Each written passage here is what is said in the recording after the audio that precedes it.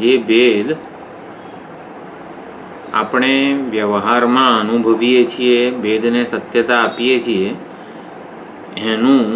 એની વાસ્તવિકતા એટલે તાત્વિક ભેદ છે કે નહીં, વાસ્તવિક ભેદ છે કે નહીં. તો ઉપદેશ શાસ્ત્રીમાં પણ સવારે આ જ ચર્ચા આવે છે કે ભેદ આપણે કોને શેમાં જોઈએ છીએ એ મહત્વનું છે. શેને વિભક્ત રૂપે આપણે માની બેઠા છીએ. એટલે એક સુવર્ણને જ આપણે અનેક અલંકારોમાં વિભક્ત માની બેઠા છીએ. એટલે એ દર્શન અનેક એટલે વિભક્તતા કે ભેદ સુવર્ણમાં છે ને એ આપણી ભૂલ છે. એટલે સુવર્ણમાં ભેદ માનવા એ આપણી ભૂલ છે. તો આપણને જુદું જુદું બધું દેખાય જ છે. તો જે જુદું જુદું દેખાય છે એને ભેદ કહેવાય ખરા? શું જુદું જુદું છે દેખાય છે? તો 5 પ્રકારના ભેદની શાસ્ત્રમાં વાત કરવામાં આવી છે. જગત વચ્ચેનો ભેદ, સ્ત્રી પુરુષ ગાય બળદ ઘોડા આ બધું જુદું જુદું છે. તો એને જગત વચ્ચેનો ભેદ કહેવાય. જીવ જગત વચ્ચેનો ભેદ એટલે કે જડ અને ચેતન વચ્ચેનો ભેદ, સેન્શન્ટ અને ઇનસેન્શન્ટ, જડ અને ચેતન વચ્ચેનો ભેદ એને આ પ્રમાણે જીવ અને જગત વચ્ચેનો ભેદ કહેવાય. જીવ વચ્ચેનો ભેદ, પાપી પુણ્યશાળી બંને અલગ અલગ છે. અનેક જીવો આપણે હું તું તે આ બધા જીવ વચ્ચેનો ભેદ છે. જીવ અને ઈશ્વર વચ્ચેનો ભેદ, જીવ અને ઈશ્વર વચ્ચે શું ભેદ છે? જીવ અલ્પજ્ઞ છે, અલ્પશક્તિમાન છે. ઈશ્વર સર્વજ્ઞ છે, સર્વશક્તિમાન છે. આ પ્રમાણે. અને ઈશ્વર અને જગત વચ્ચેનો ભેદ, ઈશ્વર અને જગત વચ્ચેનો ભેદ એટલે કાર્ય અને કારણનો ભેદ. જગત કારણ ભગવાન છે, ઈશ્વર છે, અને જગત એનું કાર્ય છે. આ પ્રમાણે આ 5 ભેદ આપણે માનીએ છીએ. એટલે એક આ 5 ભેદ જેમાં કલ્પિત છે, આ 5 ભેદ જેમાં અધ્યસ્ત છે, એ ભેદનું અધિષ્ઠાન એટલે આ 5 ભેદ કોના વિશે અથવા તો શેમાં માનવામાં આવેલા છે. કોઈક એક વસ્તુને જોઈને જ આ 5 પ્રકારના ભેદની કલ્પના થાય છે. એટલે બધી જે જુદાઈ છે એ જુદાઈમાંથી જેના વિશે આ જુદાઈ માનવામાં આવી રહી છે એને આપણે ધ્યાનમાં લઈએ તો 5 ભેદ કલ્પિત સિદ્ધ થશે. આ વેદાંત શું સિદ્ધ કરવા માગે છે? આ 5 ભેદ તાત્વિક નથી, સ્વરૂપતઃ કોઈ ભેદ નથી, વાસ્તવિકતામાં કોઈ ભેદ નથી. આ બધા શબ્દો જે છે એ પોતે સમજવા પડે કે હું કઈ રીતે આ તાત્વિક શબ્દને હું શું સમજું છું, વાસ્તવિકતામાં કોઈ ભેદ નથી આ વાક્યને હું કઈ રીતે સમજું છું. સ્વરૂપતઃ કોઈ ભેદ નથી આ વાક્ય કઈ રીતે ભેદનું નિર્મૂલન કરે છે. ગ્રંથમાં એવું જ લખેલું હોય. આપણે જે કોઈ પણ આત્મપુરાણ ભણીએ છીએ, ઉપદેશ શાસ્ત્રી ભણીએ છીએ, આ બધા જે ગ્રંથો જે છે એની ટીકામાં અથવા તો ગ્રંથમાં આવું જ લખેલું હોય છે કે સ્વરૂપતઃ અભેદ, કે સ્વરૂપતઃ કોઈ ભેદ નથી, વાસ્તવિકતામાં કોઈ ભેદ નથી, તાત્વિક રીતે કોઈ ભેદ નથી. આવા વાક્યો લખેલા હોય છે. એ વાક્યોને આપણે સમજીએ છીએ કઈ રીતે? આમાં ભેદનું જે વ્યાવહારિક દ્રષ્ટિથી અનુમોદન આપે છે શ્રુતિ કે ઉપનિષદો, જેમ કે આ 5 પ્રકારના ભેદ આપણે શ્રુતિએ અથવા તો આપણા ગ્રંથોમાં વર્ણવેલા છે. 5 ભેદ કેટલી શીરાની જેમ આપણને સાચા લાગે છે કે હા આવો 5 પ્રકારના ભેદ છે. જીવ વચ્ચે ભેદ છે, જીવ જગત વચ્ચે ભેદ છે, જીવ ઈશ્વર વચ્ચે ભેદ છે, જગત વચ્ચે ભેદ છે, જીવ જગત વચ્ચે ભેદ છે.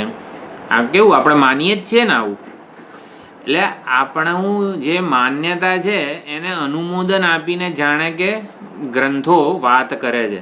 અને પછી એટલે આ 5 પ્રકારના ભેદ ઉપર બહુ મોટી ચર્ચા થઈ હોય અને પછી એક વાક્યમાં કહી દે આ પાંચે પાંચ ભેદ કાલ્પનિક છે, તાત્વિક નથી, વાસ્તવિક નથી, સ્વરૂપતઃ ભેદ નથી, પછી એને સમજવું પડે. ગ્રંથોની ભણાવવાની જે રીત છે ને એ હું કહી રહ્યો છું. આપણી જે માન્યતાઓ છે એને અનુમોદન આપતા બહુ મોટો વિસ્તાર કરે છે, અને પછી જે સમજાવવાનું છે, કન્વે કરવાનું છે ને એક જ વાક્યમાં લખી દે છે કે સ્વરૂપતઃ કોઈ ભેદ નથી. પણ એને સમજાવો તો ખરા કઈ રીતે સ્વરૂપતઃ કોઈ ભેદ નથી. ખ્યાલ આવે છે? ઉપદેશ શાસ્ત્રીમાં પણ આજ સવારે જે બધી ચર્ચા થઈ એમાં આવું જ વાચ્ય અને વાચક, નામ અને નામી, એનો જે ભેદ કીધો એક કાલ્પનિક છે. રામ નામ અને રામ નામી એટલે કે ભગવાન ઈશ્વર. નામ અને નામી, વાચ્ય અને વાચક, અભિધાન અભિધેય. અભિધાન અભિધેય શબ્દ માંડુક્યમાં આવ્યા છે. નામ અને નામી રામચરિત માનસમાં આવ્યા છે. આ પ્રમાણે વાચ્ય વાચક ભેદ એ બધા ઉપનિષદોમાં પણ આ જ રીતે વર્ણવવામાં આવેલું છે. તો વાચ્ય અને વાચક એકબીજાથી સ્વતંત્ર નથી. એટલે રામ નામ અહીંયા હોય અને મારા મનમાં રામ નામીનું સ્ફુરણ ના થાય ને એવું બની જ ના શકે. રામ નામને અનુરૂપ રામ નામી તરીકે મારા મનમાં સ્ફુરે અને સ્ફુરે જ. એટલે નામ અને નામી વચ્ચેનું જે આ બંને એકબીજાના આશ્રય રહેલા છે. નામી વગર નામ ના હોય અને નામી વગર નામ ના હોય. વાચ્ય અને વાચક એકબીજાના આશ્રય રહેલા છે. અન્યોન્ય આશ્રય જેને કહેવામાં આવે છે. જે વસ્તુ અન્યોન્ય આશ્રય હોય ને એ વસ્તુ સ્વરૂપતઃ બે ભિન્ન વસ્તુઓ ના હોઈ શકે. આ પ્રમાણે સમજાવવામાં આવેલું છે. આપણે જે 5 પ્રકારના ભેદની વાત કરી, આ 5 પ્રકારના ભેદ જે તત્વ વિશે માનવામાં આવે છે એ તત્વની સામે જોઈશું.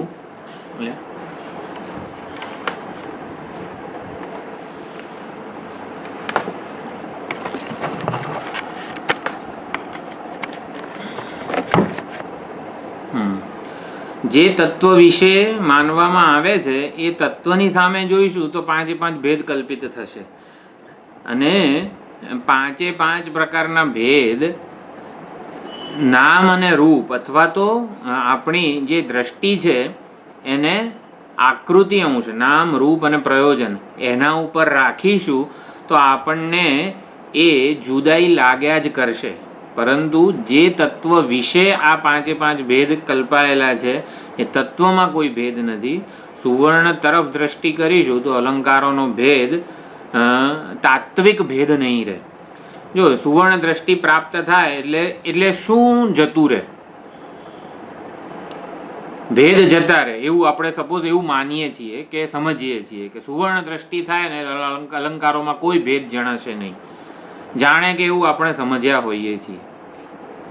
તો એવું છે? સુવર્ણ દ્રષ્ટિ પ્રાપ્ત થાય એટલે શું થાય? આમ બધા અલંકારો એકબીજામાં આમ મિક્સ થઈ જાય. નામ રૂપનો ભેદ ન રહે. નામ રૂપનો ભેદ ના રહે. પછી અલંકારના આકારમાં સત્ય બુદ્ધિ ના રહે.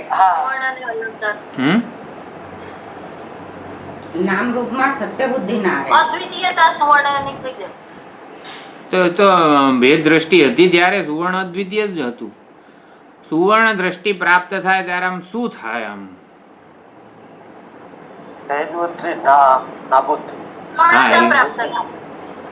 શું કીધું? ના આપણે ઓલામાં જ વ્યવહારિક દ્રષ્ટાંતમાં જ સમજવાનો પ્રયત્ન કરીએ કે સુવર્ણ દ્રષ્ટિ પ્રાપ્ત થાય તો આમ શું થાય? આમ બધા અલંકારોને શું ફીલ થાય? અપરિચ્છિન્ન થઈ જાય. અપરિચ્છિન્ન થઈ જાય. વીંટી બંગડી બધા અપરિચ્છિન્ન થઈ જાય. આપણે અલંકારોને જ પૂછીએ છીએ કે તમને જો સુવર્ણ દ્રષ્ટિ પ્રાપ્ત થશે તો તમારામાં શું ફેરફાર થશે? પોતાની મર્યાદિતતા ભૂલી જવાય, એને નિગ્લિજિબલ કરાય. એકત્વ આવશે. એકત્વ આવશે એટલે શું? આમ એ લોકો આમ થોડુંક 5 ગ્રામ વજન વધી જશે એ લોકોનું. એકત્વ આવશે એના એટલે શું સમજવા માંગીએ છીએ આપણે? અધિષ્ઠાનમાં લઈ થકી હશે. એ બધા શબ્દો છે ને, અલંકારોને શું ફરક પડશે એમ વાત છે. અલંકારોને કહીએ જો હા એ લોકોનું ડિફરન્સ નહીં રહે આપસમાં ડિફરન્સ નહીં રહે. સી અભેદ દ્રષ્ટિ કે સુવર્ણ દ્રષ્ટિ એક્ઝેક્ટલી શું છે ને એ સમજવું છે આપણને. આપણા જીવનમાં કઈ રીતે પ્રસ્તુત છે. આપણા જીવનને એવું કહી દઈશું કે અધિષ્ઠાનમાં બધું અધ્યસ્ત લય થઈ જશે એટલે એ આપણી સમસ્યાઓનું સમાધાન છે એ વાક્ય. આપણે સમજવા માંગીએ છીએ કે સુવર્ણ દ્રષ્ટિ સમસ્યાઓનો ઉકેલ કઈ રીતે છે. અલંકારોની સમસ્યાઓનો ઉકેલ સુવર્ણ દ્રષ્ટિ કઈ રીતે બને છે.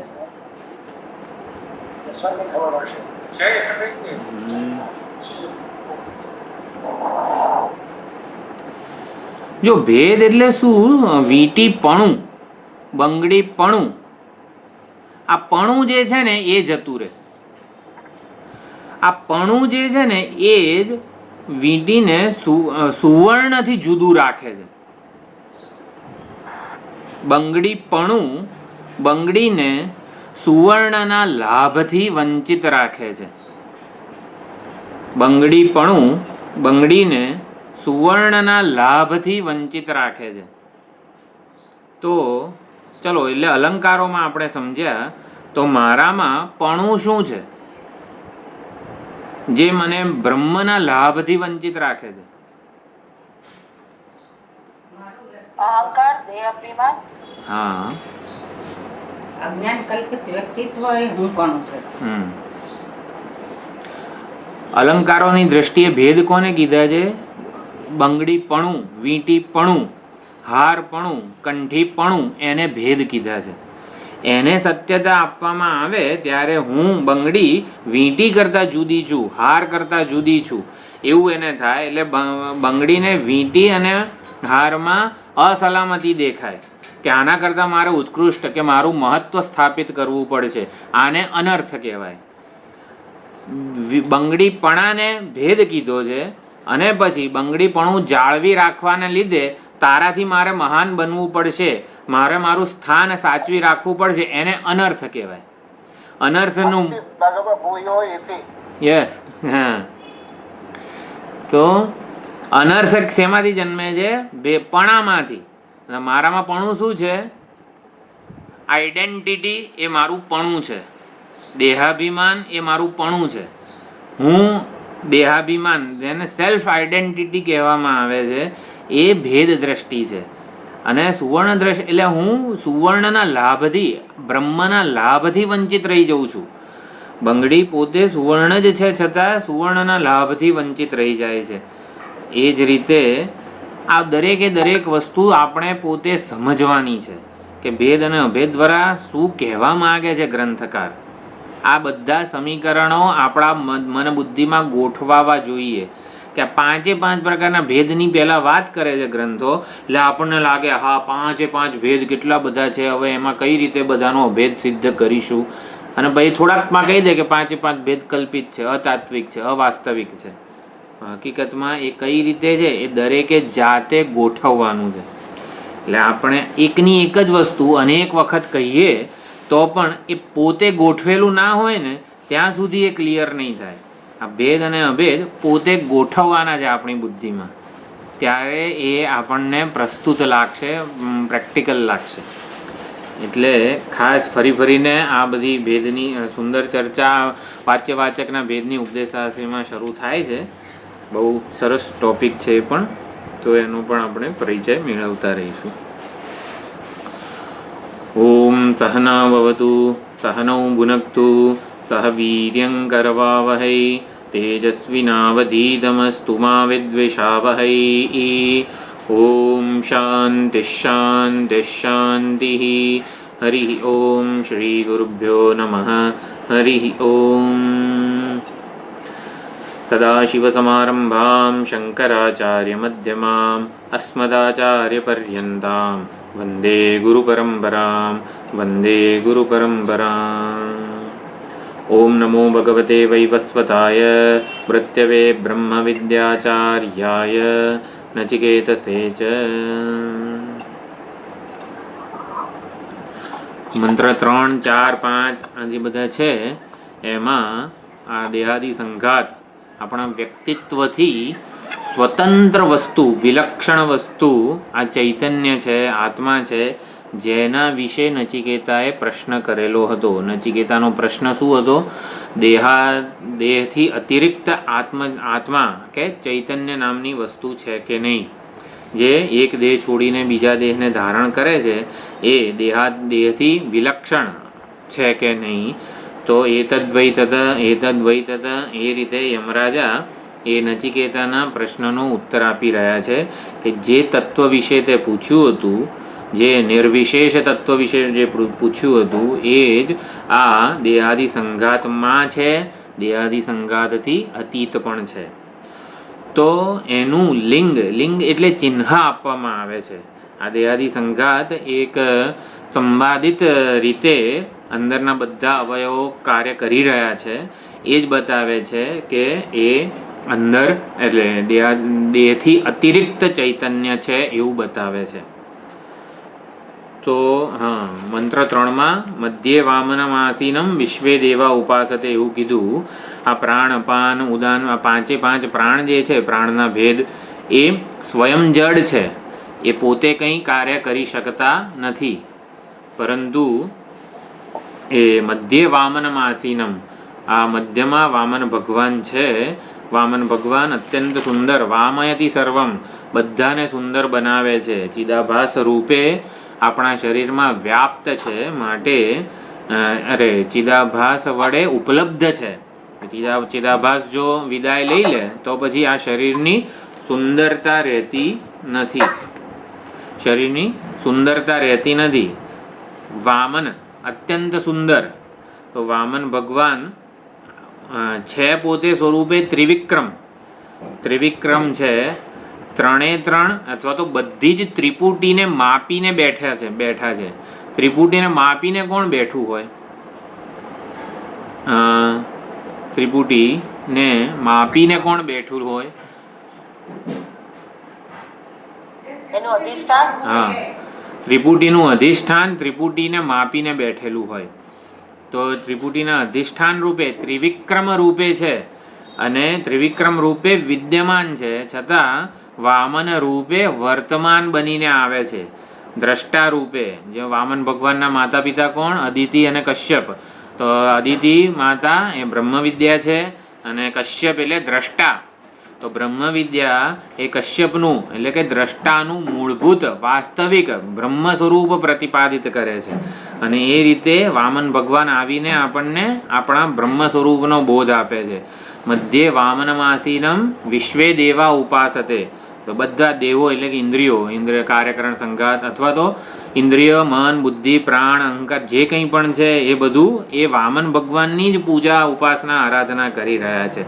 વામન ભગવાન એટલે જ્યારે પ્રતિફલિત ના થાય, પ્રતિબિંબિત ન થાય, દ્રષ્ટા રૂપે ના હોય, એટલે ક્યાં શું કહેવાય, વિદાય લઈ લે જ્યારે, ત્યારે પછી શરીરની કોઈ સુંદરતા, આ સ્થૂળ દેહની કોઈ સુંદરતા રહેતી નથી. આમ આ રીતે વામન ભગવાન રૂપે દેહમાં પ્રવેશેલા છે. આ આત્મચૈતન્ય કહો, દ્રષ્ટા કહો, પ્રત્યેગાત્મા કહો, બ્રહ્મ કહો, એટલે દેહથી અતિરિક્ત એટલે વિલક્ષણ છે. કારણ કે એ જ શું છે, વિશ્વે દેવા ઉપાસતે, વામન ભગવાન છે ત્યારે આ શરીરની સુંદરતા છે. એટલે આ પ્રમાણે દેહથી અતિરિક્ત ચૈતન્ય તત્વનું અસ્તિત્વ સિદ્ધ કરવામાં આવે છે. દેહનો અને ચૈતન્યનો શું સંબંધ છે વાસ્તવમાં? કેમ દેહને જ આ ચૈતન્ય મેં માની લીધેલું છે? દેહને જ હું આત્મા કે ચૈતન્ય માની બેઠો છું. તો એવું તે શું છે કે આ દેહને જ હું માની બેઠો છું? એટલે દેહનો અને હુંનો, તો દેહનો અને ચૈતન્યનો સંબંધ શું છે એ ખાસ સમજવાનું છે. તો આ ચોથા શ્લોકમાં 5મા મંત્રમાં એ જ કહે છે. કે મંત્ર 3માં પ્રાણ અને ઇન્દ્રિયોથી વિલક્ષણ કીધું આત્મચૈતન્યને, અને હવે શરીરથી વિલક્ષણ આત્મચૈતન્ય છે એવું ચોથા મંત્રમાં કહે છે. અસ્ય વિસ્રંસમાનસ્ય શરીરસ્થસ્ય દેહિનઃ દેહાદ વિમુચ્યમાનસ્ય કિમત્ર પરિશિષ્યતે એતદ્વૈ તત. અસ્ય વિસ્રંસમાનસ્ય શરીરસ્થસ્ય દેહિનઃ, બધી અહીંયા છઠ્ઠી વિભક્તિ છે. વિસ્રંસમાનસ્ય એટલે શરીરસ્થસ્ય, શરીરમાં ઉપલબ્ધ, શરીરસ્થ શરીરમાં ઉપલબ્ધ જે છે આત્મા ચૈતન્ય, દેહિનઃ એટલે આત્મા ચૈતન્ય શરીરથી પૃથક થઈ જાય. દેહાદ વિમુચ્યમાનસ્ય, આ શરીરમાંથી જ્યારે વિદાય લે ત્યારે આ દેહમાં શું બચે છે? દેહમાં કિમત્ર પરિશિષ્યતે, પૂર્ણસ્ય પૂર્ણમાદાય પૂર્ણમેવાવશિષ્યતે. અલંકારમાંથી સુવર્ણ જ્યારે હું મારી પાસે લઈ લઉં ત્યારે મારી પાસે શું રહે? અલંકારમાંથી હું મારી પાસે સુવર્ણ લઈ લઉં તો મારી પાસે શું રહે? મારી પાસે સુવર્ણ રહે, હા, અલંકાર પાસે કશું ન રહે. હા, એટલે પૂર્ણસ્ય પૂર્ણમાદાય પૂર્ણમેવાવશિષ્યતે. પૂર્ણમાંથી, પૂર્ણ એવા ઘડામાંથી પૂર્ણ એવી માટી હું મારી પાસે લઈ લઉં તો મારી પાસે શું રહે? પૂર્ણ એવી માટી રહે. પૂર્ણસ્ય પૂર્ણમાદાય પૂર્ણમેવાવશિષ્યતે. એવી રીતે દેહમાંથી જ્યારે આત્મચૈતન્યને હું પૃથક કરી લઉં છું, પૃથક જાણી લઉં છું, ઓળખી લઉં છું, દેહથી અતિરિક્ત સ્વરૂપે, દેહથી વિલક્ષણ સ્વતંત્ર સ્વરૂપે જ્યારે દ્રષ્ટાને યદા દ્રષ્ટાનું પશ્યતિ, શું છે 13મા અધ્યાયમાં? યદા પૃથક ભાવ એક સ્તંભ નહીં, યદા દ્રષ્ટાનું પશ્યતિ 14મો અધ્યાય છે. એટલે દ્રષ્ટાને ઓળખી લઉં, દેહથી પૃથક જ્યારે દ્રષ્ટાને, આત્માને, ચૈતન્યને ઓળખી લઉં ત્યારે શું રહે? ચૈતન્ય જ.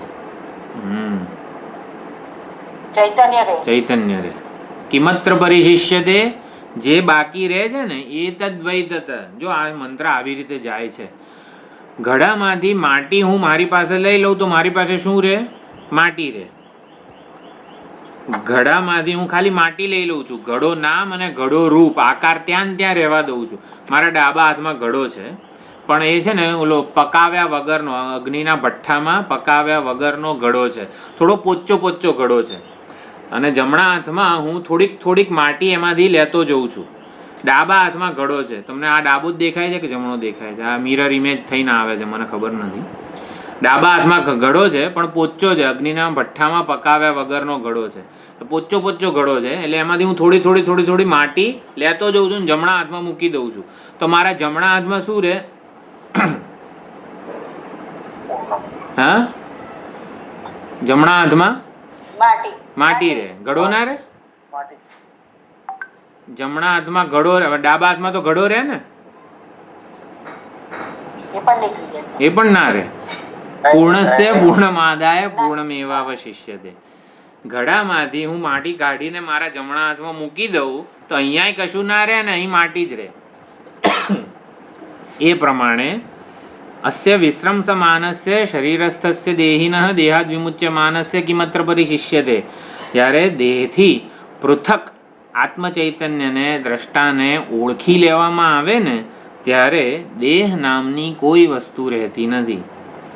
જો આ જ વસ્તુ સમજાવવામાં આવે છે, અલંકારોમાંથી સુવર્ણ જ્યારે કાઢી લેવામાં આવે ત્યારે જો અલંકારપણું રહેતું હોય તો ઓલા ભેદ જે કીધા હતા ને 5 એ 5 એ સાચા હોય. જો કંઈક રહેતું હોત ને અલંકારોમાં તો એ જીવ જીવ વચ્ચે ને જીવ ઈશ્વર વચ્ચે ને ઈશ્વર જગત વચ્ચે ને જીવ જગત વચ્ચે, જગત જગત વચ્ચે આ 5 એ 5 ભેદ તાત્વિક હોત, વાસ્તવિક હોત. પરંતુ જ્યારે અલંકારનો સુવર્ણ કાઢી લેવામાં આવે અથવા તો દેહથી આત્માને પૃથક વિલક્ષણ ઓળખી લેવામાં આવે ત્યારે એક આત્મા જ રહે છે. દેહ એનાથી જુદો રહેતો નથી, ડાબા હાથમાં ઘડો રહેતો નથી. જો ડાબા હાથમાં ઘડો રહે ને તો ઘડા અને માટીનો ભેદ છે ને એવું કહેવાય કે ઘડામાંથી માટી કાઢી લઈએ ને ભાઈ ઘડો રહેતો હોય ને તો ઘડા અને માટીનો ભેદ કહેવાય, પરંતુ એવું રહેતું નથી. આવી રીતે ભેદ અભેદને ગોઠવવાના છે આપણી બુદ્ધિમાં કે આ ભેદ આપણે જોઈએ તો જે હું ને આપણે બધા બધી ઉપાધિઓ જુદી જુદી છે. હું સંજીવભાઈ છે, ઋષિ એ સંજીવભાઈ છે નહીં, ઋષિ શેખરભાઈ છે નહીં, ઋષિ કૃષ્ણવદનભાઈ છે નહીં.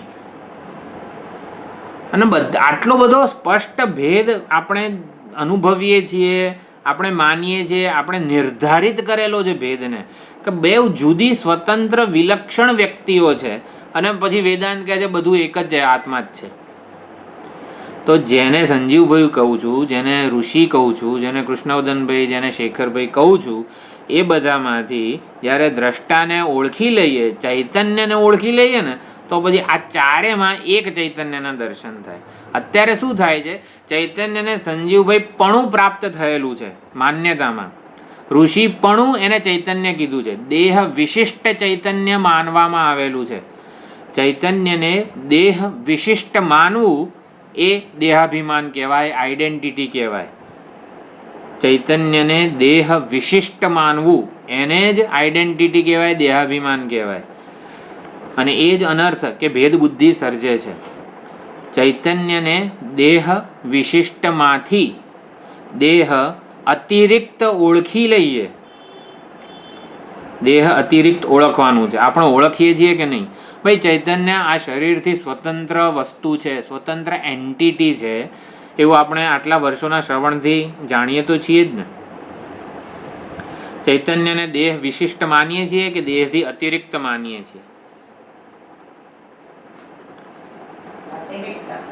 અધ્યાસ થઈ જાય છે. સમજીએ છીએ છતાં વિશિષ્ટ માનીએ છીએ, દેહ વિશિષ્ટ. એટલે ચૈતન્યને શરીર સાથે તાદાત્મ્યપન્ન જ ઓળખીએ છીએ. સુવર્ણને બંગડી રૂપે જ ઓળખીએ છીએ. બંગડીથી સ્વતંત્ર રૂપે સુવર્ણને ઓળખતા નથી આપણે. તો હવે કરવું શું?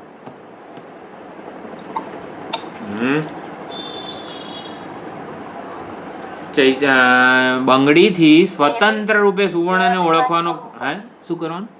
દેહાભિમાન છોડવું પડે. થોડુંક હજી કંઈક આપણે આમ થોડુંક પ્રેક્ટિકલ લાગવું જોઈએ. એક કોઈક શબ્દ ના હોવો જોઈએ.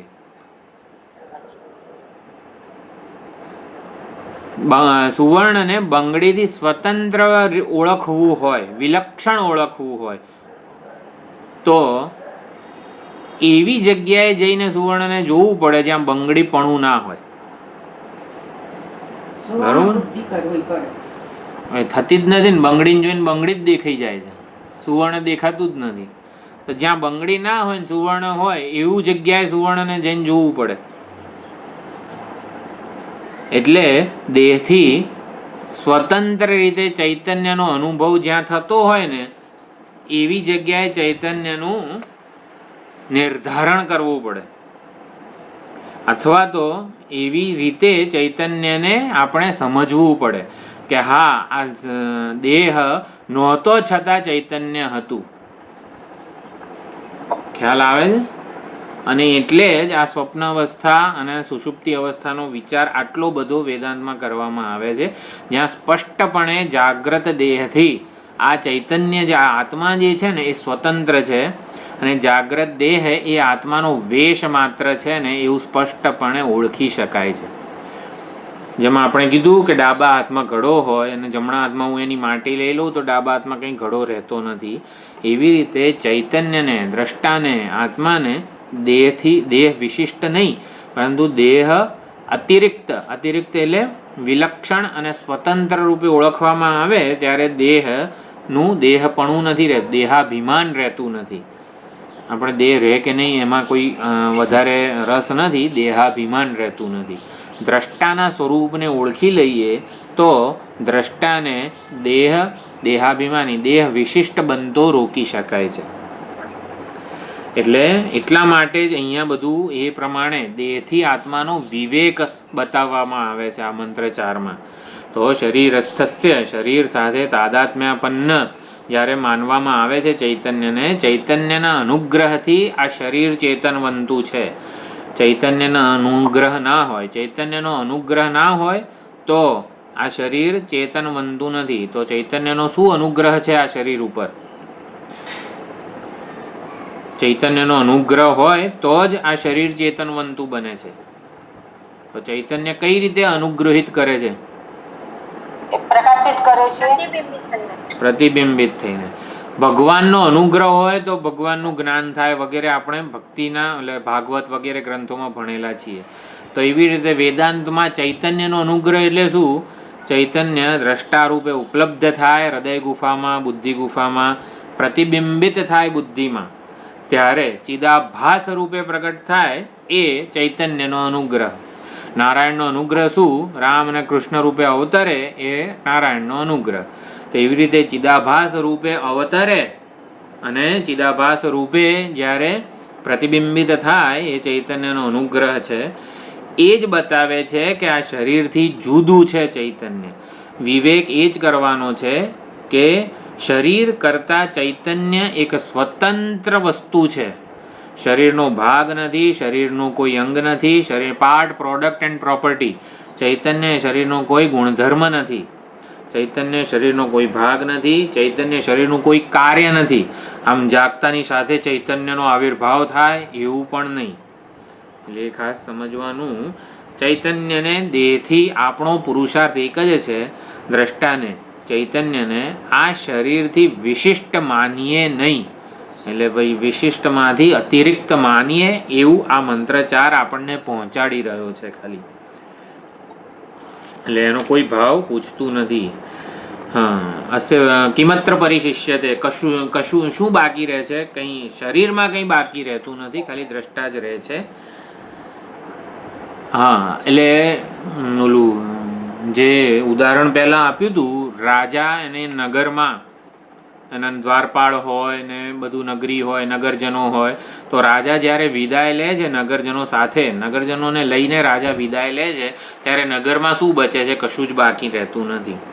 જ્યારે આ યુદ્ધ વગેરે થાય ત્યારે જ્યારે સૈન્ય પીછેહટ કરે કે હવે આપણી હાર નિશ્ચિત છે, ખરેખર આપણે નહીં બચી શકીએ, ત્યારે કોઈ ગુપ્ત માર્ગે ભોંયરામાં કે ગમે તે ટૂંકમાં અંદરના કોઈ ગુપ્ત માર્ગે ત્યાંથી નગર ખાલી કરીને બહાર નીકળી જાય આખું સૈન્ય. તો આખું સૈન્ય જ્યારે નગરમાંથી બહાર નીકળી જાય ને ત્યારે નગરના પુરવઠા હોય, પછી બાંધકામ હોય, આ બધું નષ્ટ કરીને જતું રહે, જેથી જે શત્રુ સૈન્ય હોય ને એ નગરના પુરવઠા, અનાજ ભંડાર વગેરે ને વાપરી ના શકે. બધું નષ્ટ કરીને ખાલી ખોખું બનાવીને જાય, ગુપ્ત માર્ગે પાછળના રસ્તેથી ભાગી જાય. તો એવી રીતે આ ચૈતન્ય જ્યારે વિદાય લે છે, વિશ્રમ દેહાદ વિમુચ્ય માનસ્ય, દેહથી જ્યારે આ ચિદાભાસ વિદાય લે છે, તમ વિદ્યાકર્મણી સમન્વર અભેદે પૂર્વ પ્રજ્ઞા છે. ચૈતન્યનું આ ચિદાભાસ જે છે ને, પ્રાણ, ઇન્દ્રિય, મન, બુદ્ધિ, આ બધું કરણકલાપ લઈને જતું રહે છે, જેથી આ સ્થૂળ શરીર ખાલી ખોખું જ બાકી રહે છે. જેમ સૈન્ય પીછેહટ કરે ત્યારે અન્નનો પુરવઠો ના અંતે બાંધકામ, બ્રિજ, જે કંઈ પણ વિકાસ કરેલો એ બધું તોડી ફોડીને જતું રહે, કશું જ બાકી ના રહેવા દે. તો એવી રીતે દેહાદ વિમુચ્ય માનસ્ય, ચિદાભાસ જ્યારે વિદાય લે છે ત્યારે આ સ્થૂળ શરીરમાં ઇન્દ્રિયો અને પ્રાણને રાખીને જો જતું હોત, ચિદાભાસ સ્થૂળ શરીરમાં ઇન્દ્રિયો અને પ્રાણ, આ બે વસ્તુ, મન, ચાલો ને મન, ઇન્દ્રિયો અને પ્રાણને રાખીને વિદાય લેતું હોત તો આ શરીર બધી જ ક્રિયાઓ કરી શકે, પણ કરતું નથી, કશું જ બાકી રહેતું નથી. કિમત્ર પરિશિષ્યતે, શરીરમાં કશું બાકી રહેતું નથી, શરીરનો શરીર રૂપે જ વ્યવહાર થતો નથી, પછી એ મળદું જ બની જાય છે. એટલે કંઈ જ રાખતું નથી આ ચૈતન્ય. એ જ બતાવે છે કે એ શરીર કરતાં વિલક્ષણ છે. જો વિલક્ષણ એ આ થીમ છે ત્રીજા, ચોથા, પાંચમા મંત્રનો. કોઈ પણ રીતે જુદા જુદા લોજિકથી સમજાવવામાં આવે છે કે ચૈતન્ય આ શરીરથી વિલક્ષણ છે, સ્વતંત્ર છે. ચૈતન્યની ઓળખાણ માટે શરીરની પ્રવૃત્તિ કે વ્યાપાર રૂપી લિંગ કે ચિહ્ન બતાવવામાં આવે છે. ચેતન આત્માની ઓળખ બતાવવામાં આવે છે અને એ ચેતન જે છે શરીરથી અતિરિક્ત છે એવું સમજાવવામાં આવે છે. એટલે આત્મન દેહ સ્થિતિ પ્રયોજકત્વેના, દેહની સ્થિતિ કોના લીધે છે? ચૈતન્યને લીધે. એ જ બતાવે છે કે દેહ અતિરિક્ત આત્મ ચૈતન્ય છે. દેહને ટકાવી રાખનાર ચૈતન્ય દેહનો કોઈ ભાગ નથી, દેહનું કોઈ ગુણધર્મ નથી અને દેહનો કોઈ કાર્ય નથી. એ ખાસ સમજવાનું છે. ચૈતન્ય આવી રીતે શરીર કરતાં અત્યંત સ્વતંત્ર કે વિલક્ષણ વસ્તુ છે. દેહ કાષ્ઠની જેમ જ પડ્યો રહે છે. દેહાદન્ય દેહ સ્થિતિ હેતુ આત્મા એતદ્વૈ તત. દેહની સ્થિતિનો હેતુ જે આત્મચૈતન્ય છે એ દેહ કરતાં વ્યતિરિક્ત છે એવું આ ચોથા મંત્રમાં સમજાવવામાં આવ્યું. જેના વિના શરીર સંઘાતની સ્થિતિ ટકી શકતી નથી એ શરીરથી અતિરિક્ત જ હોવો જોઈએ. જેમ રાજા સમગ્ર નગરનું આવી રીતે શાસન કરે છે, નિયંત્રણ કરે છે. રાજાને લીધે જ આખું નગર શોભે છે. રાજા નગરમાંથી નીકળી જાય તો નગર શોભે ખરું? જો રાજા જ્યારે નીકળે છે ને નગરમાંથી, ત્યારે શું શું લઈને જાય છે? એ દ્વારપાળોને લઈને જાય, નગરજનોને લઈને જાય, બધું ખાવા પીવાની બધી વસ્તુઓને લઈને જતો રહે છે રાજા. એટલે ખાલી ખોખું જ રહે છે, ઠૂઠું જ રહે છે નગર. તો એવું નગર જરાય શોભાયમાન રહેતું નથી. તો એવી રીતે રાજતે ઇતિ રાજા, આત્માને રાજા કીધો છે. કેમ? પ્રકાશતે રાજતે ઇતિ. તો એવું જે આત્મચૈતન્ય છે એ નગરજનોને એટલે આવી રીતે ઇન્દ્રિય, મન, બુદ્ધિ, દ્વારપાળ બધા સેવક, પોતાનો મંત્રી મન, આ પ્રાણ, આ બધાને લઈને જાય છે, વિદાય લે છે. અને માટે આ નગર રૂપી, શરીર રૂપી નગરની કોઈ સુંદરતા રહેતી નથી. એ જ બતાવે છે કે રાજા નગર કરતાં જુદો છે. રાજા કોણ છે? આત્મા. અને નગર કોણ છે? શરીર. તો રાજા નગર કરતાં જુદો છે, એવી રીતે આત્મા આ શરીર કરતાં વિલક્ષણ છે, સ્વતંત્ર છે, ભિન્ન છે એવું સમજવાનું છે. કોઈ પણ રીતે, કોઈ પણ લોજિકથી આપણે એ સમજવાનું કે ચૈતન્ય એ દેહ વિશિષ્ટ નથી, દેહથી અતિરિક્ત છે. તો આ પ્રકારનો ચોથા મંત્રમાં કીધું. હવે પાંચમા મંત્રમાં પ્રાણ, આમ તો ઉદ્ધવમ પ્રાણમ ઉન્નયતિ અપાનમ પ્રત્યગસ્યથી પ્રાણની વાત કરી હતી. પરંતુ ઘણા લોકો એવું માને છે કે મારા શરીરમાં તો પ્રાણ છે ને, ચૈતન્યની કંઈ જરૂર નથી, પ્રાણથી આ જીવન ચાલે છે મારું, પ્રાણપાન વ્યાનુદાન સમાન. તો પ્રાણ નહીં, ઇતરેણ તું જીવન, એમ સુંદર અર્થ કરે છે પાંચમા મંત્રમાં. આપણે બીજી વાર જોઈન્ટ થઈને એનો અર્થ સમજીએ.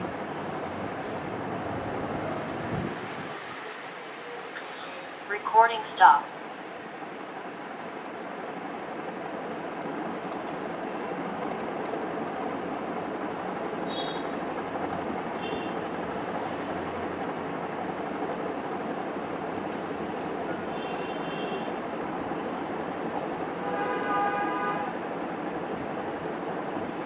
Recording in progress.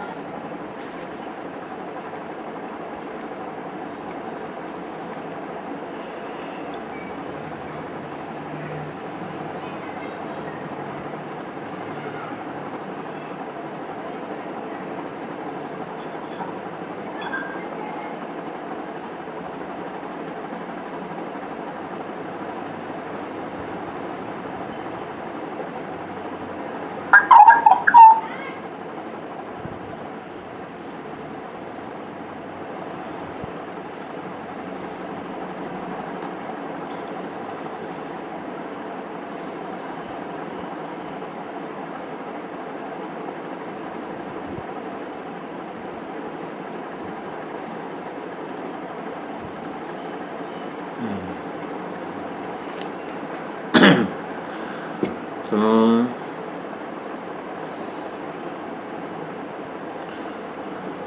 આ આપણે સામાન્ય રીતે માનીએ છીએ કે પ્રાણ વિદાય લે છે, મૃત્યુ સમયે પ્રાણ વિદાય લે છે, માટે પ્રાણને જ આત્મા. આત્મા એટલે અહીંયા સ્વરૂપ કે ચૈતન્ય. પ્રાણ જ આત્મા છે, અથવા તો પ્રાણને જ શું કહેવાય, આત્મા શબ્દ અહીંયા રાજા માટે, નગરમાંથી રાજા મુખ્ય વસ્તુ છે ને. રાજાનો જે મંત્રી, પ્રધાનમંત્રી જે હોય, પ્રધાનમંત્રી મુખ્ય છે કે રાજા મુખ્ય છે? રાજા નગરજનોને દેખાતો નથી અને બધું જ કામ પ્રધાનમંત્રી કરતો જણાય છે, માટે પ્રધાનમંત્રીને જ લોકો રાજા માની બેઠા છે, કારણ કે એ જ બધું શાસન કરે છે, એ જ બધું નિયંત્રણ કરે છે. પ્રધાનમંત્રીને જ લોકો રાજા માની બેઠા છે. રાજા તો દેખાતો નથી. તો એવી જ કંઈક અહીંયા વાત કરવામાં આવે છે. પ્રાણ એ પ્રધાનમંત્રી છે. પ્રાણ અને પ્રજ્ઞા આપણે કૌશિતકીમાં પણ સુંદર રીતે સમજ્યા છીએ. તો બધું જ કાર્ય, આ નગરનું બધું કાર્ય કોણ કરે છે? રાજા કરવા આવે છે? રાજા તો કંઈ કરે નહીં, પ્રધાનમંત્રી જ કરે છે બધું જ કાર્ય. એવી જ રીતે તો પ્રધાનમંત્રી કોણ છે? રાજા. આત્મા રાજા છે અને પ્રધાનમંત્રી પ્રાણ છે. તો પ્રાણનું સ્ફુરણ, પ્રાણનું સ્પંદન જે થઈ રહ્યું છે, પ્રાણ અપાન વ્યાન ઉદાન સમાન, બધું આખા શરીરને પ્રાણ ચલાવી રહ્યો છે. ચેતનવંતો થયેલો, સક્રિય થયેલો પ્રાણ ચલાવી રહ્યો છે, માટે પ્રાણને જ રાજા, પ્રાણને જ આત્મા માની લેવામાં આવે છે. પ્રાણ જ વિદાય લે છે આ સ્થૂળ શરીરમાંથી. પ્રાણ વિદાય લે છે સ્થૂળ શરીરમાંથી, માટે પ્રાણ જ રાજા છે, પ્રાણ જ આત્મા છે. આ ભ્રાંતિને અહીંયા 5મા મંત્રમાં તોડવામાં આવે છે કે પ્રાણથી આ જીવન નથી ચાલતું. પ્રાણથી જે અન્ય છે, પ્રાણથી જે જુદો છે, પ્રાણથી જે વિલક્ષણ છે, પ્રાણથી જે સ્વતંત્ર છે, એવો રાજા છે, આત્મા છે, ચૈતન્ય છે, એવું સમજાવવામાં આવે છે 5મા મંત્રમાં. ન પ્રાણેન પાનેન મર્ત્યો જીવતિ કશ્ચન ઇતરેણ તુ જીવંતી યસ્મિન્નેતાવુપાશ્રિતૌ એતદ્વૈ, એમાં નથી, એતદ્વૈ તત. ન પ્રાણેન ન અપાનેન મર્ત્યઃ જીવતિ કશ્ચન મર્ત્યઃ, કોઈ પણ મર્ત્ય એવો જીવ પ્રાણ વડે જીવતો નથી, અપાન વડે જીવતો નથી. એટલે પ્રાણ અને અપાન, કોઈ પણ જે પ્રાણ શક્તિ કરનાર જીવ છે એ પ્રાણ અને અપાનને લીધે જીવે છે, ચાલે છે, એવું નથી. ઇતરેણ તુ જીવંતી. ઇતરેણ, જો અહીંયા સ્પષ્ટપણે શ્રુતિ માતા આવી રીતે એક શબ્દમાં કહી દે છે કે પ્રાણ અપાનથી વિલક્ષણ, ઇતરેણ કોઈક બીજો છે, સ્વતંત્ર છે, વિલક્ષણ છે, એવો દ્રષ્ટા કો, આત્મા કો કે ચૈતન્ય કો, એના વડે યસ્મિન એતૌ ઉપાશ્રિતૌ. એતૌ એટલે એતૌ એટલે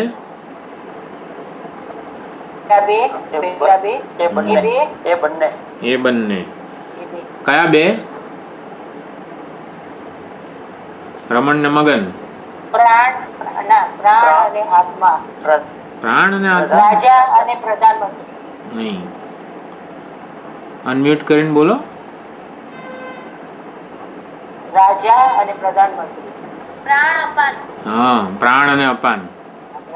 યસ્મિન એતૌ ઉપાશ્રિતૌ, પ્રાણ અને અપાન જેમાં આશ્રિત છે, જેને આશ્રય રહેલા છે, એ ઇતરેણ તુ જીવંતી, જેમાં બંને આશ્રિત છે, આશ્રય રહેલા છે, એ ચૈતન્ય વડે જ આ પ્રાણ અને અપાન સક્રિય છે, ગતિશીલ છે, આ દેહાદિ સંઘાતને ચલાવે છે.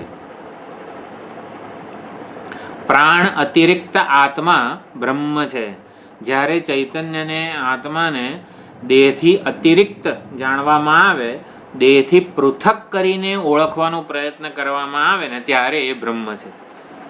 દેહ વિશિષ્ટ આત્મા બ્રહ્મ નથી. દેહ વિશિષ્ટ ચૈતન્ય બ્રહ્મ નથી. તો દેહ વિશિષ્ટ ચૈતન્યને શું કહેવાય?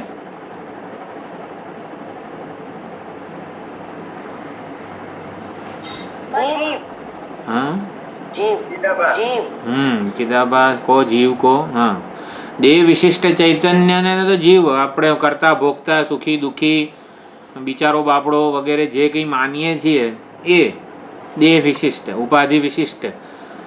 હા, અને દેહથી અતિરિક્ત ચૈતન્ય શું છે? આત્મા. આત્મા. નહીં.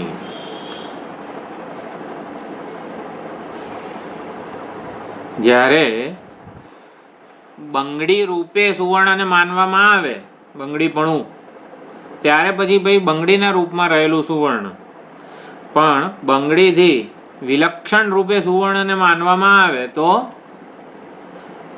અપરિચ્છિન્ન સુવર્ણ કહેવાય. તો એવા અપરિચ્છિન્ન આત્માને શું કહેવાય?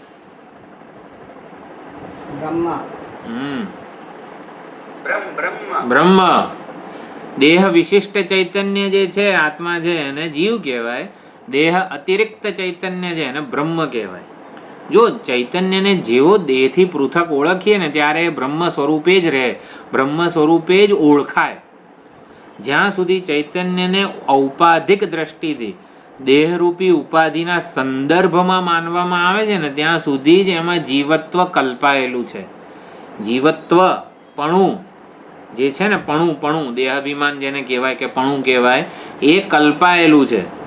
એમાં શેમાં કલ્પાયેલું છે? બ્રહ્મમાં, ચૈતન્યમાં કલ્પાયેલું છે. એટલે આ બધું છે ને ગોઠવાવું જોઈએ પોતાના મન બુદ્ધિમાં, કે કોને ભાઈ ભેદ કીધા, કોને આઈડેન્ટિટી કીધી, કોને દેહાભિમાન કીધું.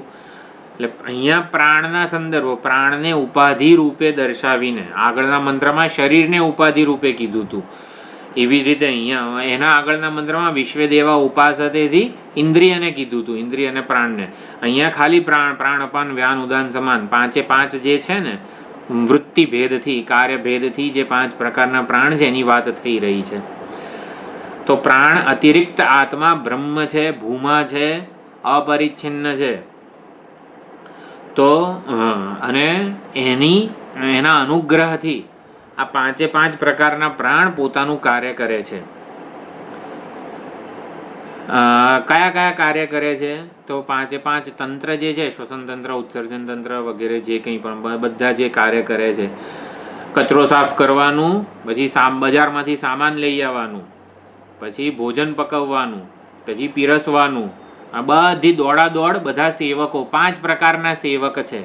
એક રસોઈ બનાવે છે, એક કચરો સાફ કરે છે, એક બજારમાંથી સામાન લઈ આવે છે, એક પીરસે છે અને એક ભોજન પકાવે છે. આમ બધા સેવકો 5 પ્રકારના સેવકો છે આ શરીરમાં.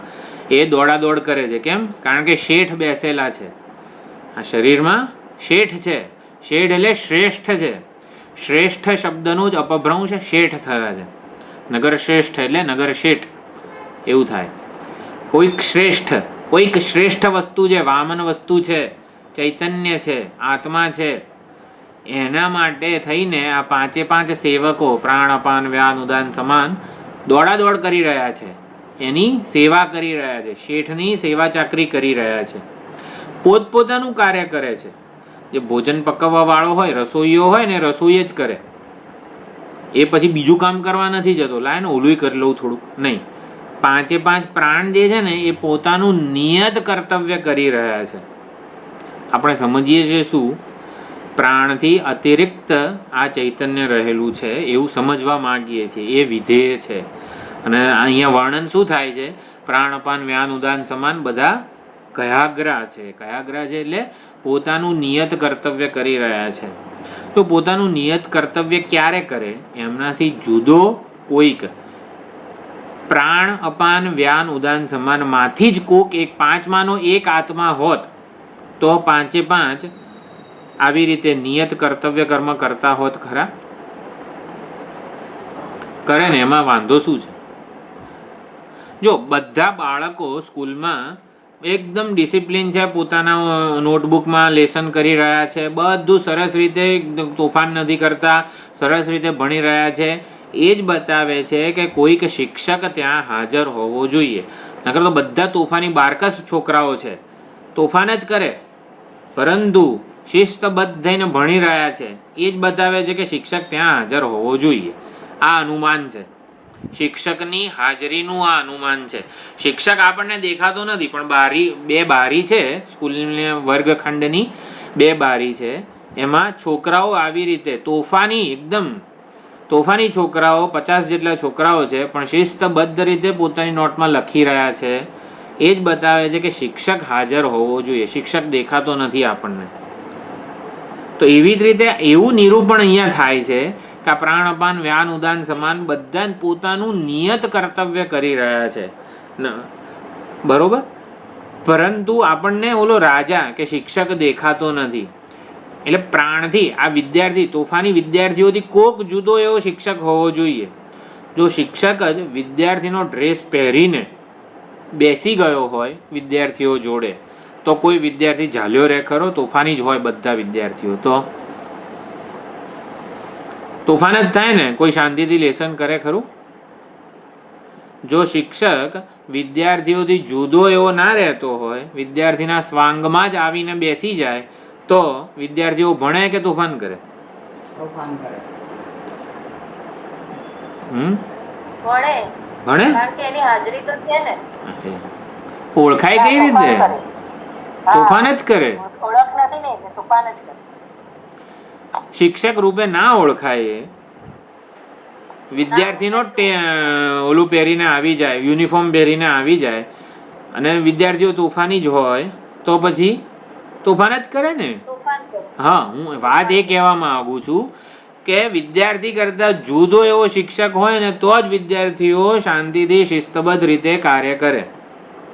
તો પ્રાણ અપાન વ્યાન ઉદાન સમાન અત્યંત શિસ્તબદ્ધ થઈને પોતાનું નિયત કર્તવ્ય કરી રહ્યા છે. એ જ બતાવે છે કે પ્રાણ કરતા ઓલો જુદો છે, રાજા કે ચૈતન્ય. એને અનુગ્રહિત કરે. જો આવી રીતે સમજાવવામાં આવે છે, ખ્યાલ આવે છે. આવું બધું ગોઠવાવું જોઈએ. આ ન પ્રાણે ને ન અપાને ને બધા એવું માને છે કે પ્રાણ વડે આ જીવન ચાલે છે. પ્રાણાયામ કરીએ છીએ, બધું પ્રાણને સાચવવા માટે કેટલું બધો પ્રયત્ન કરીએ છીએ આપણે. બધું જ આપણું સ્વાસ્થ્ય સાચવીએ છીએ, બધું જ આપણા શરીરમાં પ્રાણ જ કરે છે. આ બધું યાદ કોણ રાખે છે? આ બુદ્ધિને સક્રિયતા કોણ પ્રદાન કરે છે? પ્રાણ. પ્રાણ અપાન વ્યાન, પ્રાણ જ પ્રાણ અપાન વ્યાન ઉદાનને આપણે પ્રાણ શબ્દથી કહીએ તો પ્રાણ જ આપણી બધો જ વ્યવહાર ચલાવી રહ્યું છે. પ્રાણ પ્રધાનમંત્રી છે. બધો જ વ્યવહાર પ્રાણ કરી રહ્યું છે. માટે પ્રાણને જ આત્મા માની બેઠા છીએ આપણે. પ્રાણ જ વિદાય લે છે આ શરીરમાંથી, ચૈતન્ય વિદાય નથી લેતું એવું આપણે માની બેઠા છીએ. તો એ માન્યતાને તોડીને અહીંયા શ્રુતિ માતા કહે છે, ન પ્રાણેન ન અપાનેન મર્ત્ય જીવતી. પ્રાણ અને અપાનથી કંઈ આ એનો શરીરનો વ્યવહાર ચાલે છે એવું નથી. ઇતરેણ તું જીવંતી. પ્રાણ અને અપાન કરતાં કોઈક સ્વતંત્ર વિલક્ષણ એવું ચૈતન્ય છે, જેને લીધે આ પ્રાણ અને અપાન સક્રિય છે, ગતિશીલ છે, ચેતનવંતા છે, અને બધું વ્યવસ્થિત રીતે પોતાનું કામ કરે છે. કાર્ય ભેદે 5 પ્રાણ વચ્ચે સંવાદિતા કે જોડનારું એક સૂત્ર છે. અહીંયા ચૈતન્ય છે, એને લીધે બધું ચૈતન્ય વડે પ્રેરિત થાય છે. અને આ રીતે ચૈતન્યનું પ્રાણ અતિરિક્તત્વ સમજાવવામાં આવે છે. ઇતરેણ તદ વિલક્ષણેન પ્રાણ વિલક્ષણેન જીવંતી પ્રાણાન ધારયંતી. આપણને એવું લાગે છે પ્રાણે આ શરીરને ધારણ કરીને પ્રાણે ધારણ કરેલું છે, પરંતુ પ્રાણને શરીર ધારણ કરવાની શક્તિ કોણ આપે છે? પૃથ્વીની ધારણ શક્તિ પ્રદાન કરનાર કોણ છે? અંતર્યામી. યઃ પૃથિવ્યામ તિષ્ઠન યઃ પૃથિવ્યાઃ અંતરઃ યં પૃથ્વી ન વેદ યસ્ય પૃથ્વી શરીરમ એષત આત્મા અંતર્યામી અમૃતઃ. તો પ્રાણને પ્રાણપણું પ્રદાન કોણ કરે છે? બંગડીને બંગડીપણું પ્રદાન કોણ કરે છે? સુવર્ણ કરે છે.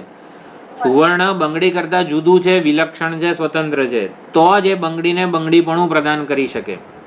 એ જ પ્રમાણે પ્રાણને ધારણ કરવાપણું અથવા તો પ્રાણપણું કોણ પ્રદાન કરે છે? પ્રાણથી એ જુદો જ હોવો જોઈએ. જો બંગડી વીંટી સુવર્ણ બંગડી વીંટી કંઠીમાંથી જ કોક એક સુવર્ણ હોત તો બંગડીને બંગડીપણું ના આપી શકે. બંગડીને બંગડીપણું મળે છે એ જ બતાવે છે કે સુવર્ણ બંગડી કરતાં જુદું છે. તો પ્રાણને પ્રાણપણું પ્રદાન કરનાર જે છે ને એ ચૈતન્ય પ્રાણથી વ્યતિરિક્ત છે, જુદો છે. તદ વિલક્ષણ પ્રાણાન ધારયંતી યસ્મિન એતો તદ અધીનતયા વર્તેતે. તો પ્રાણ અને અપાન કોને અધીન વર્તી રહ્યા છે? એ ચૈતન્યને અધીન વર્તી રહ્યા છે. પ્રાણ અપાન વ્યાન ઉદાન સમાન આ બધાનો આશ્રય સકર્તૃક, પ્રાણની બધી ક્રિયાઓ જે છે ને સકર્તૃક કોઈક ચેતનને આધારે છે, ચેતનને પરિણામે છે, ચેતનને આશ્રિત. પ્રાણ અધિકૃત છે, ચૈતન્ય અધિષ્ઠાન છે. અધિષ્ઠાન એટલે કે ચૈતન્યને આધારે પ્રાણ રહેલો છે, ચૈતન્યને અધિકૃત કરીને રહેલો છે. એટલે એના લીધે આ શરીર જીવંત રહે છે. આત્મા આ શરીરમાં સ્ફુરિત કે પ્રતિબિંબિત થઈ રહ્યો છે કે નહીં એ ખબર કઈ રીતે પડે? આ શરીરમાં આત્મા છે કે નહીં એવી ખબર પડે આપણને? શરીર હલે ચાલે, જ્યારે પ્રાણ સાથે ત્યારે હા, છે. વાહ, સરસ. શ્વાસ લઈ રહ્યા છે, ઉચ્છ્વાસ બહાર આવી રહ્યો છે, મન વાણી બોલી રહી છે, આંખ જોઈ રહી છે, કાન સાંભળી રહ્યા છે. આ બધી ક્રિયાઓ થઈ રહી છે. બધી જ જળ વસ્તુઓ આવી રીતે ક્રિયાઓ કરી રહી છે. એ જ બતાવે છે કે ચૈતન્ય છે. શરીર જીવંત છે એનું લિંગ પ્રાણપાન વ્યાન ઉદાન સમાન કામ કરી રહ્યા છે એવું નહીં, ચૈતન્ય પ્રતિબિંબિત છે. જો ઘડામાં આકાશ છે કે નહીં ને એ આપણે નક્કી કરવું છે. આકાશ દેખાતું નથી આંખે. ઘડામાં આકાશ છે કે નહીં એવું નક્કી કરવું છે. આકાશ દેખાતું નથી તો ઘડામાં પાણી ભરીએ તો ખબર પડે ને કે હા જો પાણી ભરાઈ શક્યું ઘડામાં એટલે ઘડામાં આકાશ હોવું જોઈએ. જો જેને શું કહેવાય, ઘડાની અંદર જે પોલાણ છે એ પોલાણમાં શું છે? આકાશ છે. હવે આકાશ આંખે તો દેખાતું નથી તો ઘડામાં પાણી ભરી શકીએ છીએ એ જ બતાવે છે કે ઘડામાં આકાશ છે. ઘડામાં પાણી ના ભરી શકીએ ને તો ઘડામાં આકાશ છે એવું ના કહી શકીએ.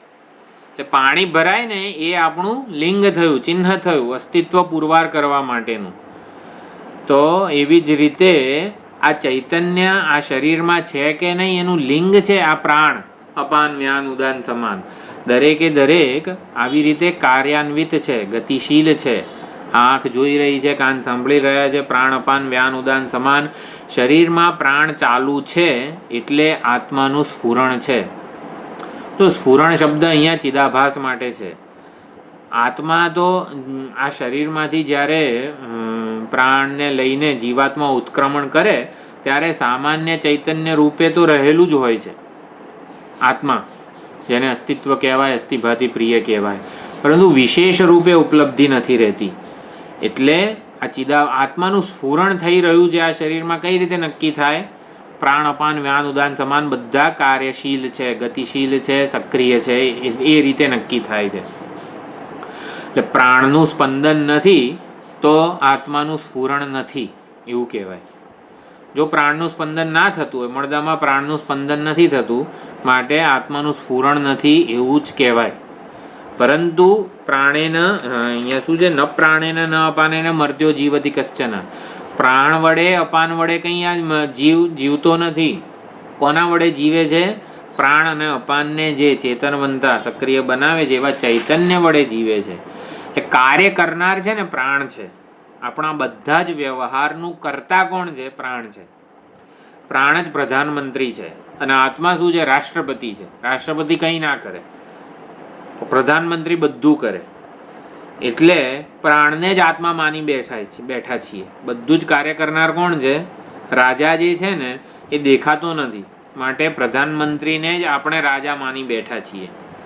તો અહીંયા એવી રીતે કે જેને લીધે પ્રધાનમંત્રી બધું કામ કરે છે, પોતાના નિયત કર્તવ્ય કરે છે, એ રાજા ચોક્કસ હોવો જોઈએ. જો રાજા ના હોય ને તો કોઈ વ્યવસ્થા સચવાય નહીં, નગરમાં કોઈ વ્યવસ્થા સચવાય નહીં. આ પ્રમાણે સંવાદિત વ્યવહાર ચાલી રહ્યો છે પ્રાણ અપાન વ્યાન ઉદાન સમાન. માટે આત્મ ચૈતન્ય આ સમગ્ર કાર્યકરણ સંઘાતને ધારણ કરીને રહેલું છે એવું સમજી લેવાનું. એટલે આવું પહોંચાડવામાં આવે છે. દેહ સ્થિતિ પ્રયોજક, દેહની સ્થિતિનું પ્રયોજક કોણ છે? દેહની સ્થિતિને ટકાવી રાખનાર કોણ છે? આપણે માનીએ છીએ પ્રાણ છે, પરંતુ પ્રાણ જેને લીધે પ્રાણપણું દેહ સ્થિતિ પ્રયોજકપણું ધરાવે છે એ તો ચૈતન્ય જ છે. એ આવી રીતે ચૈતન્ય વડે જ આ જીવન કે સ્થિતિ એને પ્રાપ્ત કરેલું છે. ઇતરેણ તુ જીવંતી યસ્મિન એતૌ ઉપાશ્રિતૌ. ઇતરેણ તુ જીવંતી, પ્રાણ અને અપાનથી ઇતર છે, એ ભિન્ન છે, અને માટે એને આપણે એ જ આવી રીતે આ પ્રાણ અપાનથી વિલક્ષણ છે. આ બધા મંત્રોનો જો સેન્ટ્રલ થીમ તાત્પર્ય શું છે? કાર્યકરણ સંઘાત એનાથી વિલક્ષણ ચૈતન્ય છે. ચૈતન્ય દેહ વિશિષ્ટ, પ્રાણ વિશિષ્ટ નથી. પ્રાણનો કોઈક એક ભાગ ચૈતન્ય હોય એવું અત્યારે વ્યવહારમાં આપણે માનીએ છીએ. આપણે માનીએ જ છીએ ને કે પ્રાણ જ આ જીવનને ચલાવે છે, પ્રાણ જ આ શરીરને ચલાવે છે, એવું જ માનીએ છીએ. પરંતુ એવું બતાવવામાં આવે છે કે પ્રાણ આ શરીરને ચલાવતા નથી. પ્રાણને પ્રાણપણું પ્રદાન કરનાર જે છે ને એને લીધે આ જીવન ચાલે છે. આ સમજાય છે? આમ શું કહેવા માગે છે આ મંત્રો? આપણે શું માનીએ છીએ કે આ શરીરને કોણ ચલાવે છે? ઇન્દ્રિયો, પ્રાણ, મન, બુદ્ધિ, આ બધા તત્વો ચલાવે છે એવું જ માનીએ છીએ ને. આપણા આત્માની કોઈ જરૂર જણાય જ ખરી? તો પ્રાણ વિદાય લઈ ગયા એવું પ્રાણ જ છે, અને પ્રાણ વિદાય લે છે ત્યારે પછી આ શરીર મળદા જેવું થઈ જાય છે, એટલે મળદું બની જાય છે મૃત્યુ સમયે. જીવે છે કોણ? પ્રાણ જ જીવે છે. પ્રાણ જ બધું કામ કરે છે. પ્રાણને લીધે જીવન ટકી રહ્યું છે. પ્રાણને જ મુખ્ય અથવા તો રાજા માનીએ છીએ આપણે. તો એ દ્રષ્ટિને સુધારે છે. પ્રાણને પ્રાણપણું પ્રદાન કરનાર કોણ છે? જો પ્રાણ સાચે રાજા હોત, રાજા એટલે ચેતન હોત, એની જાતે શરીરને ટકાવતા હોત, તો રાત્રે સૂઈ ગયા હોઈએ ત્યારે જે ચોર આવીને ચોરી કરી જાય છે, જો પ્રાણ તો ચાલુ જ છે એ વખતે પણ, શ્વાસ નિશ્વાસ બધું ચાલુ છે, તો એ ચોરને જાણતા કેમ નથી? આપણને ઉઠાડતા કેમ નથી? આ જ વસ્તુ અજાતશત્રુ અને ગાર્ગ્યના સંવાદમાં કહેવામાં આવી. ગાર્ગ્ય પ્રાણને આત્મા માનતો હતો, પ્રાણને ચેતન માનતો હતો. આ એમાં આત્મા શબ્દને ચેતન સમજવાનો છે. એટલે અજાતશત્રુએ એવું કીધું કે એને પ્રાણના નામથી સંબોધવામાં આવ્યો. કયા નામ હતા ખબર છે પ્રાણના? એ વખતે પ્રાણને એના નામથી સંબોધવામાં આવેલો. એમ હે સંજીવભાઈ એવું કહું તો સંજીવભાઈ આંખ ખોલીને જાગે ને.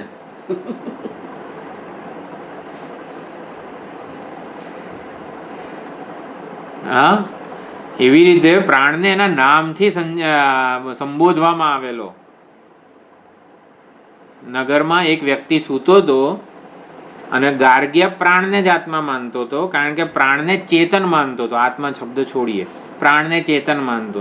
ચેતન તો સ્વયં જાણે ને એનું નામ બોલાવીએ તો. પરંતુ હે બૃહન, હે પાંડરવાસા, હે સોમો રાજા, આવી રીતે જ્યારે પ્રાણના નામથી સંબોધવામાં આવ્યો ત્યારે જાગ્યો નહીં. પછી શું કર્યું અજાતશત્રુએ? ઢંઢોળ્યો. અનુભૂતિ પ્રકાશમાં જ અજાતશત્રુએ કઈ રીતે ઉઠાડ્યો? હે પ્રાણ, હે સોમો રાજા, હે બૃહન, હે પાંડરવાસા. ઢંઢોળ્યો. અને આપણે અનુભૂતિ પ્રકાશમાં શું શીખ્યા? એમાં થોડુંક જુદું હતું. અજાતશત્રુએ કઈ રીતે ઉઠાડ્યો? એને નામથી ઢંઢોળ્યો બૃહદારણ્યકમાં. કૌશિતકીમાં કઈ રીતે જગાડ્યો? દંડો મારીને. હા, દંડો મારીને ઉઠાડ્યો. તો દંડો મારીને ઉઠાડ્યો ને ત્યારે ઝપકીને જાગી ગયો.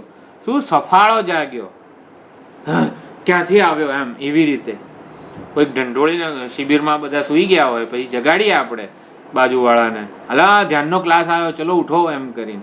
ત્યારે અરે હું ક્યાં ઋષિકેશમાં છું, અમદાવાદમાં નથી. એટલે ઢંઢોળીને ઉઠાડવાનું પ્રયોજન એ હતું કે એનું આવી રીતે ચૈતન્ય પ્રાણ આ શું કહેવાય, શરીર ઇન્દ્રિય મન બુદ્ધિ બધા સાથે તાદાત્મ્ય થાય છે ત્યારે એ જાણે છે. એકલો પ્રાણ જો જીવતો હોત તો બૃહન પાંડરવાસાથી જાગી ગયો હોત ને, પણ એવું નથી થતું. પ્રાણ અપાન, પ્રાણ જ મારા જીવનનો આધાર છે કે આશ્રય છે એવું આપણે માનીએ છીએ. આ શરીર પ્રાણને આધારે ચાલે છે એવું માનીએ છીએ, પરંતુ એ ભ્રાંતિ છે. પ્રાણને પ્રાણપણું પ્રદાન કરનાર, પ્રાણથી અતિરિક્ત એવું ચૈતન્ય છે. જો આ જ વસ્તુ સનતકુમાર નારદજીને ભૂમા વિદ્યામાં કહેવાના છે, ઋષિકેશમાં. નારદજી પણ પ્રાણનો ઉપદેશ થયો ત્યારે પ્રાણ જ અંતિમ સત્ય છે, અંતિમ તત્વ છે ને, એમાં એમની જિજ્ઞાસા સંતોષાઈ ગઈ. ત્યારે સનતકુમાર આગળ વધીને એમને ઉપદેશે છે કે પ્રાણ અંતિમ સત્ય નથી. જો આત્મા શબ્દનો આવી રીતે અનેક અર્થ થતા હોય છે. આત્મા શબ્દ આત્મા દ્રષ્ટા કે પ્રત્યેગાત્મા માટે પણ વપરાય. આત્મા શબ્દનો સ્વરૂપ અર્થ પણ થતો હોય છે. આત્મા શબ્દનો ચેતન બુદ્ધિમાં રાખીને એ આત્મા શબ્દનો પણ પ્રયોગ થતો હોય છે. તો દર વખતે સમજવાનું, આત્મા એટલે અંતિમ સત્ય. અંતિમ સત્ય માટે પણ આત્મા. હવે નારદજી પ્રાણને આત્મા માની બેઠા, એટલે શું? પ્રાણને જ અંતિમ સત્ય માની, પ્રાણથી વધારે હવે કંઈ જાણવાની જરૂર નથી આ જગતમાં કે આ શરીરમાં, એવું માની બેઠા હતા. તો એ ભ્રાંતિ આવી રીતે તોડી સનતકુમારે. ન પ્રાણેન ન અપાનેન મર્ત્યો જીવતી કશ્ચન. આ પ્રાણ અપાનથી કંઈ જીવે છે એવું નથી. પ્રાણને પ્રાણપણું પ્રદાન કરનાર કોણ છે? એ ચૈતન્ય છે, જે પ્રાણથી વિલક્ષણ છે. પ્રાણ અપાન વ્યાન ઉદાન સમાન, આ પાંચ માનો એક આત્મા હોત તો જો આપણે શું સમજવાનું છે આ પાંચમા મંત્રથી? પ્રાણ અપાન વ્યાન ઉદાન સમાન, આ પાંચે પ્રાણથી આત્મા વિલક્ષણ છે, સ્વતંત્ર છે, જુદો છે, અતિરિક્ત છે. પ્રાણ અપાન વ્યાન ઉદાન સમાન, આ પાંચમાંથી એક આત્મા હોત એટલે એકના કયામાં પાંચે પાંચ રહેતા, બાકીના ચાર રહેતા હોત ને, તો આપણો જીવન વ્યવહાર અત્યારે જેવો છે એવું સમજાવી શક્યા હોત આપણે. પરંતુ નથી સમજાવી શકતા, માટે પ્રાણ કરતા પાંચે પાંચ પ્રાણ કરતા આત્મા જુદો છે એવું સમજવાનું છે આ પાંચમા મંત્રથી. પરંતુ આપણે એવું સમજીએ વિચારવા પૂરતું કે પ્રાણ અપાન વ્યાન ઉદાન સમાનમાંથી એકાદો આત્મા હોત. અત્યારે માનીએ જ છીએ, પ્રાણ અપાન વ્યાન ઉદાન સમાનને જ આત્મા માનીએ છીએ અજ્ઞાન કાળે. જો આ મંત્ર આપણા જીવનને કઈ રીતે લાગુ પડે છે એ સમજવાનો પ્રયત્ન કરીએ આપણે. ન પ્રાણેન ન અપાનેન મર્ત્ય જીવતી કશ્ચન. પ્રાણ વડે કે અપાન વડે, ઉદાન વડે, સમાન વડે, કોઈના વડે જીવ જીવતો નથી. મર્ત્ય એટલે પ્રાણી જીવતો નથી. ઇતરેણ તું જીવંતી, પ્રાણ અપાન વ્યાન ઉદાન સમાનથી જે ઇતર છે, વિલક્ષણ છે, જુદો છે, સ્વતંત્ર છે, ઇતરેણ તું જીવંતી, એના વડે જીવે છે. યસ્મિન એ તો ઉપાશ્રિતો, એ જે ઇતર છે, જે વિલક્ષણ આત્મા છે ને, એના આશ્રયે આ બધા પાંચે પાંચ રહેલા છે. આવો મંત્ર છે. આપણે સમજ્યા કે પ્રાણ કરતાં જુદો આત્મા છે. આપણને તો જણાયો નથી. કોઈએ જોયો આત્માને? કોઈએ જોયો નથી. કોઈએ ચેતનને જોયું? ચેતનને કોઈએ પ્રત્યક્ષ પ્રમાણથી જોયું નથી, અનુમાન પ્રમાણથી જોયું નથી. ચેતન એકે પ્રમાણનો ગોચર વિષય નથી. આપણે જાણીએ છીએ શબ્દ પ્રવૃત્તિનું કોઈ નિમિત્ત નથી, એની કોઈ જાતિ નથી, એની કોઈ શબ્દ નથી, કોઈ ગુણ નથી, કોઈ ક્રિયા નથી, કોઈ સંબંધ નથી. એટલે આ શરીરને ચૈતન્ય ટકાવી રહ્યું છે કે પ્રાણ ટકાવી રહ્યું છે, એ અહીંયા ચર્ચાનો વિષય છે.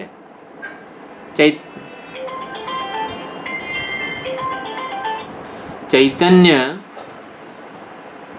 આ ખ્યાલ આવે છે આ મંત્ર શું પહોંચાડવા માંગે છે એ આપણે સમજીએ છીએ. ચૈતન્ય આ શરીરને ટકાવી રહ્યું છે કે પ્રાણ ટકાવી રહ્યો છે એ સમજવાનું છે. આપણે તો એવું માનીએ છીએ કે ચૈતન્યની કંઈ બહુ ખાસ જરૂર છે નહીં. જો પ્રાણ જ અવાજ કપાય છે. હા, એ ફોન આવ્યો અવાજ ને કપાય છે. હવે. હવે બરોબર છે. ચૈતન્યની જરૂર છે ભાઈ આપણા જીવનમાં. જો પ્રાણ બધું કામ કરી લેતો હોય, પ્રાણ અપાન વ્યાન ઉદાન સમાન પાંચે પાંચ તંત્રોને સરસ રીતે ચલાવતો હોય તો ચૈતન્યની જરૂર છે, આત્માની જરૂર. એના સિવાય તો ચાલે જ નહીં. નહીં, આપણા 5 તંત્રો ચૈતન્યની મદદ વગર જો થઈ જતા હોય સિદ્ધ, એટલે કામ કરતા હોય, તો આપણને આત્માની શું જરૂર? ઇતરેણ તું જીવંતીની જરૂર જ નથી. એટલે જરૂર છે ખરી એમ પૂછું.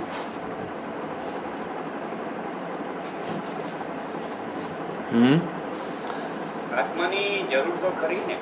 છે ને તો તકેસેર ભાજી તકેસેર ખાજા થઈ જાય. અત્યારે બરોબર. થઈ જાય. હા, વ્યવસ્થા ના રહે. જો દરેક પ્રાણને પ્રાણપણું પ્રદાન કરનાર, જો આ એક જ શબ્દ મેં કીધો છે પણ વારંવાર, એ ચૈતન્ય છે. દરેક એ અંતર્યામી છે ચૈતન્ય. એને લીધે જો વીજળી ના હોય, ઓલો બલ્બ ફ્યુઝ થઈ ગયો હોય, બલ્બ ફ્યુઝ થઈ જાય તોય વીજળી તો છે જ ને. એટલે વીજળી કેવી રીતે એસીને ઠંડુ કરવામાં કેવું એનેબલ કરે છે,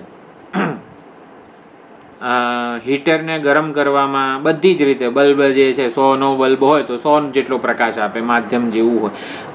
દરેક માધ્યમ કેવું એનલાઇવન થાય છે વીજળીને લીધે. આપણે એવું માનીએ કે આ બલ્બ એની જાતે જ સ્વયં પ્રકાશે છે અને વીજળીનો અનાદર થઈ જાય છે એવું માનવામાં. તો અહીંયા ઉપનિષદ એવું જ કહે છે કે બલ્બ સ્વયં પ્રકાશતો નથી. આ પ્રાણ અને અપાન એની જાતે કાર્ય કરતા નથી, ગતિશીલ નથી, સક્રિય નથી, શ્વસન તંત્ર ચલાવતો નથી, રુધિરાભિસરણ આ તે બધું વ્યાન વગેરે ચલાવતા નથી. તો કોના લીધે બલ્બ પ્રકાશે છે? વીજળીને. ઇતરેણ તું જીવંતી, જે બલ્બ કરતાં સ્વતંત્ર વસ્તુ છે એને લીધે આ બધું ચાલે છે એવું અહીંયા સમજાવવામાં આવે છે. વીજળી માધ્યમ કરતાં, બલ્બ કરતાં એક સ્વતંત્ર વસ્તુ છે એવું પહોંચાડવામાં આવે છે. એવી જ રીતે ચૈતન્ય પ્રાણ અપાન રૂપી માધ્યમ જે છે, આપણને કામ કરતાં તો પ્રાણ અપાન વ્યાન ઉદાન સમાન જ લાગે છે, પરંતુ એને લીધે પોતાની રીતે કામ કરતા નથી. ઇતરેણ તું જીવંતી, આ બધા આને લીધે જીવનને ટકાવી રહ્યા છે. જીવનને ટકાવવાનું સામર્થ્ય પ્રાણનું પોતાનું નથી, એ બીજાનું ઉછીનું લીધેલું છે, એનું પોતાનું નથી. આવું સમજાવવામાં આવે છે. પ્રાણ અને અપાનની ચેતનથી સ્વતંત્ર સત્તા, પ્રયોજનપણું કે વ્યાપાર નથી, આવું સમજવાનું છે. ચેતનવંતા શરીરમાં જ રુધિરાભિસરણ તંત્ર ચાલે, શ્વસન તંત્ર ચાલે. ચેતનવંતા શરીરમાં જ પ્રાણ કાર્ય કરી શકે. ચેતનવંતું શરીર ના હોય તો પ્રાણ કાર્ય કરી શકે ખરું? ના કાર્ય કરી. ઇતરેણ તું જીવંતી એવું પહોંચાડવામાં આવે છે.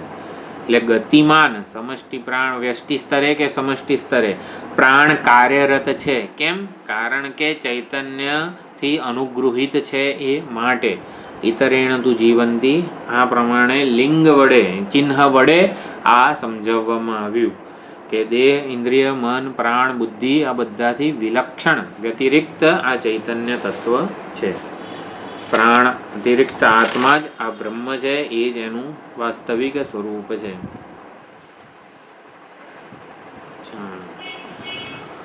ઓમ પૂર્ણમદઃ પૂર્ણમિદં પૂર્ણાત પૂર્ણમુદચ્યતે પૂર્ણસ્ય પૂર્ણમાદાય પૂર્ણમેવાવશિષ્યતે.